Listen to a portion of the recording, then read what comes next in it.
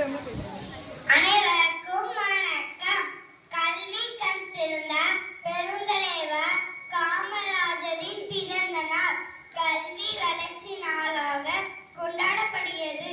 அவரது தியாகம், எளிமை மற்றும் கல்வி பணிகளை பற்றி பேசுவதில் பெருமகிழ்ச்சி அடைகிறேன். எளிமை.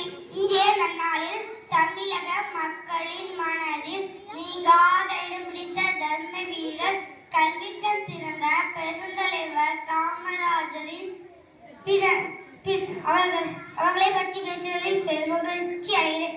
எளிமை இலக்கணம். நேர்மை சிகரம். 9 ஆண்டு தமிழக முதலமைச்சர். மதிய உணவு திட்டம்.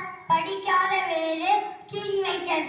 அவரது பிறந்த நாளை கல்வி எழுச்சி நாளாக கொண்டாடும் வேளையில் அவரது நற்பாதையில் நாம்